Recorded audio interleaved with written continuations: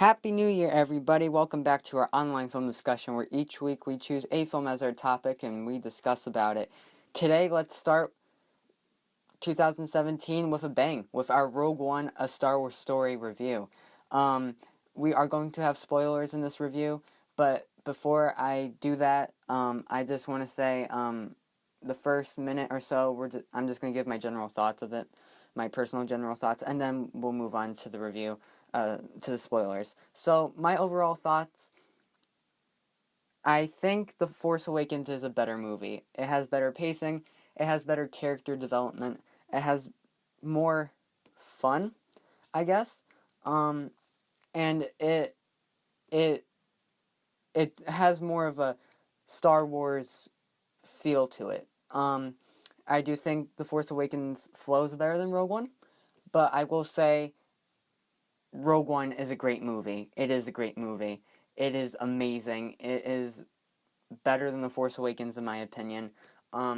Maybe because I just love Star Wars and I'm a huge fan of it, or I just love it, and I love what Disney has done. The two films that they have released to us are just so amazing. I came in with Rogue One not expecting it to be good. I came out loving it, and I think it is better than The Force Awakens, just by hair. I'm not putting down Force Awakens in any way. I just feel like that The Force Awakens, was great. It's just that Rogue One, for me, was what I always wanted, in a Star Wars movie. And, so yeah. So here comes our spoilers. I'm gonna give you guys the count of three, to exit this video, or if you have seen the movie, continue on. 3, 2, 1. Spoilers, everybody dies. Everybody dies at the end of this movie. Everybody dies at the end of Rogue One. And I love that. I love how everybody dies. I am so happy that they killed everybody off, including Jyn Erso, because it makes sense with the original trilogy, and it shows that Disney's got the guts to do that. Disney's got the guts to,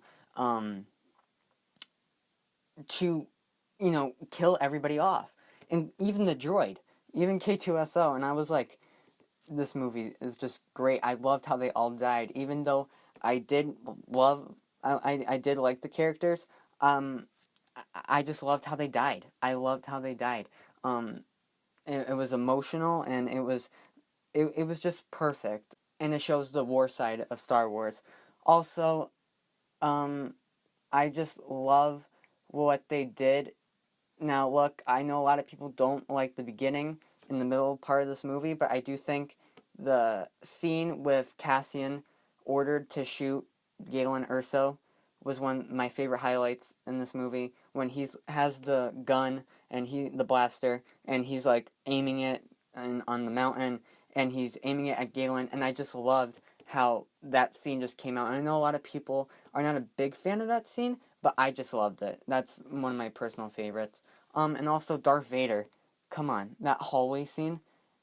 The movie just, oh man, the movie just went through like a whole entire like different thing. Like they died, and then you're all emotional, and all of a sudden Darth Vader just shows up and he's just kicking butt, and I'm like, yes, yes. And then ending it with Leia.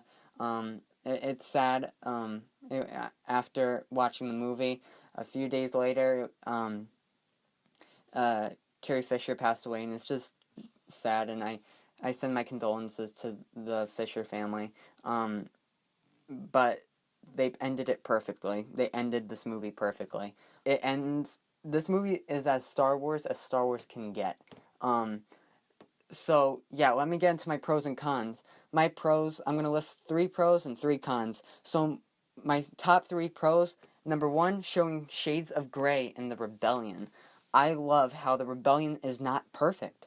I love how they show that the good guys are bad guys, and the bad guys maybe even be good guys. I just love that because it doesn't show, because the original trilogy, I think it did something even more right than the original trilogy, which is I know I'm going to get a lot of controversy from this, but showing the rebellion not and the empire not being black and white, and not showing it be good versus evil, that they're trying to show you that not everything's perfect.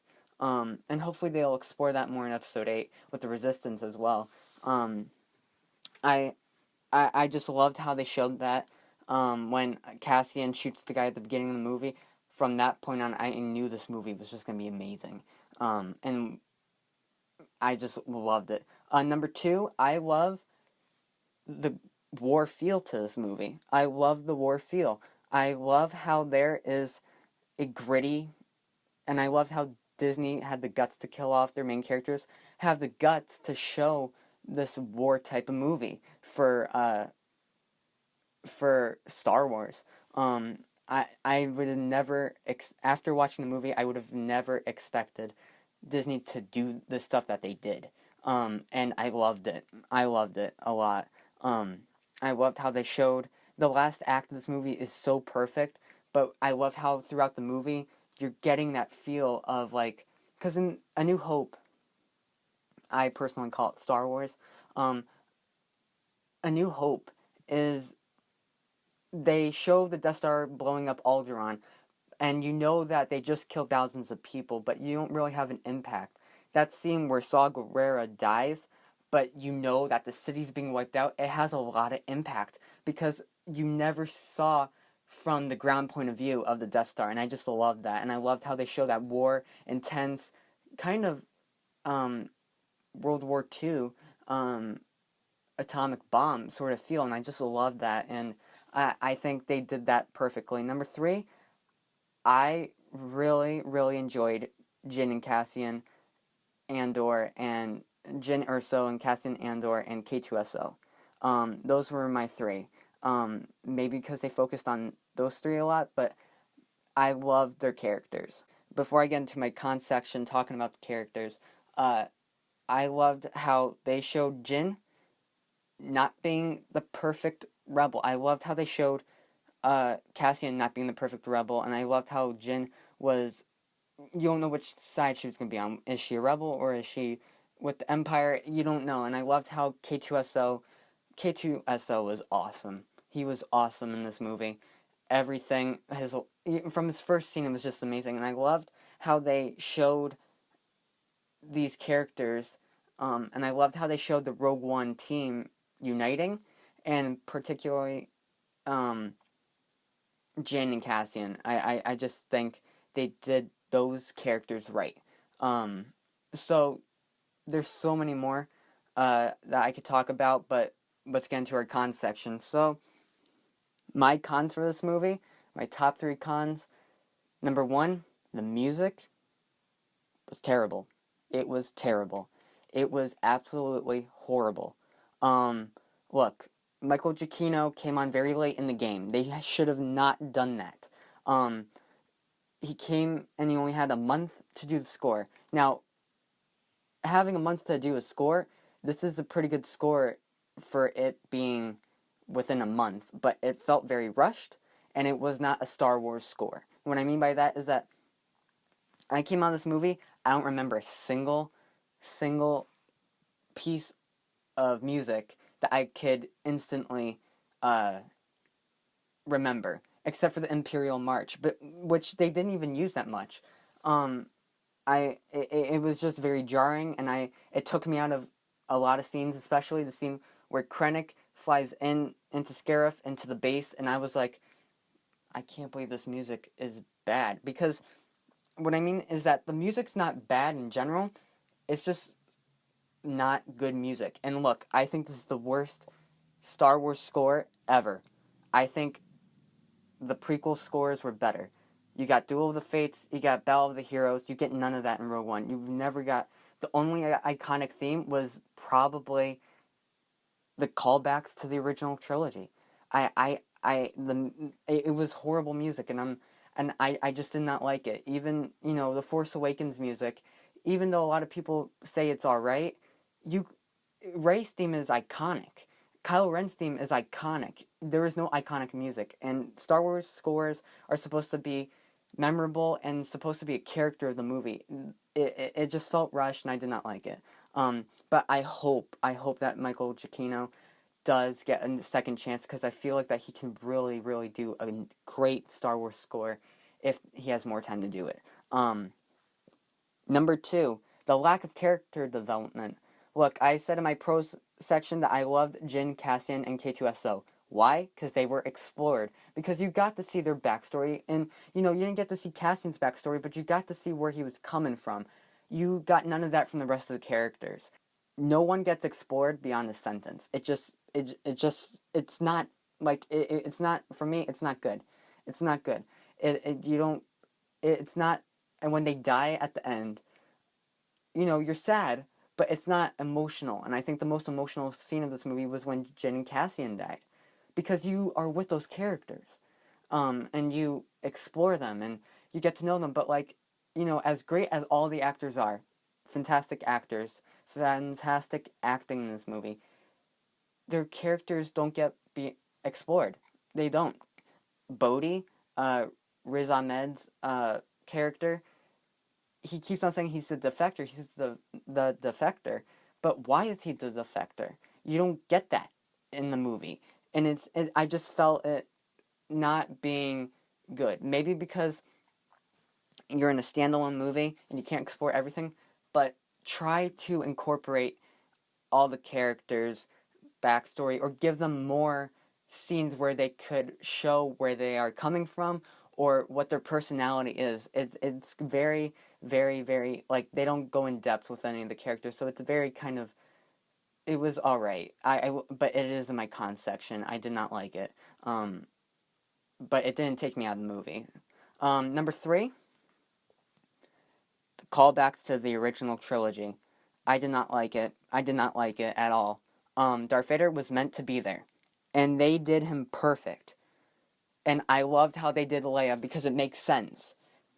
But showing the walrus dude and the other guy who's like, I'm wanted on 12 systems. That's the best impersonation I can do. When they're walking on the street and they just see him, it felt forced. All their callbacks to the original trilogy were forced, especially, and this one was very jarring to me, especially when C-3PO and R2-D2, the scene's going, they're leaving, and all of a sudden you go to R2-D2 and C-3PO. That did not need to happen. Nothing, and here was the problem with the prequels as well. Not everything needs to be tied in. And they did that with Rogue One. And it felt like that they were trying to tie it in everything. This is supposed to be its own thing. You didn't need to show R2-D2 and C-3PO. You could have shown them at the end. There was no reason why they were supposed to be there. There was no reason why those two dudes from the cantina scene were supposed to be there. And the Gold Leader and, as great as those are, and Red Leader, as great as seeing them again and getting to see them on the big screen again, they didn't need to be there. They did not need to be there. And, and I felt, and it was great. I cheered when those two X-Wing fighters came, but it just felt like not everything needs to tie in. And I felt it very forced. But, it's not a major issue. I just felt that they could have done it better. And I feel like The Force Awakens, even though everybody says The Force Awakens is a lot like A New Hope, but they didn't force in Han Solo. They didn't force in Chewbacca. They didn't force in Leia. It was all part of the story. They served the story. None of the callbacks to the original trilogy served the story, except for Darth Vader and Princess Leia, because it makes sense. None of the other scenes make sense, in my opinion. Overall, those are my pros and cons. I give the movie a 9.5 out of 10. That's the same score I gave Force Awakens, I think. Where would I rank it? I think it is the third best Star Wars movie. Just a hair above The Force Awakens, but not as great as A New Hope and Empire Strikes Back. This movie was incredible. This movie was amazing. And Rian Johnson, you have to make a perfect Star Wars movie to be better than this. This movie was great, and our score here is 89 out of 100. So currently has 85% on Rotten Tomatoes. Congratulations, Lucasfilm and Disney and Gareth Edwards. You guys made a great movie, and thank you guys for watching. Make sure you guys follow us on Google Plus and subscribe to our channel and like this video. It would be greatly appreciated. and follow us on our community on Google Plus, Our Star Wars Story, where we talk everything Star Wars every day, bringing you news, theories, rumors, everything. So thank you guys for watching. Hope you guys have a great week. Bye-bye.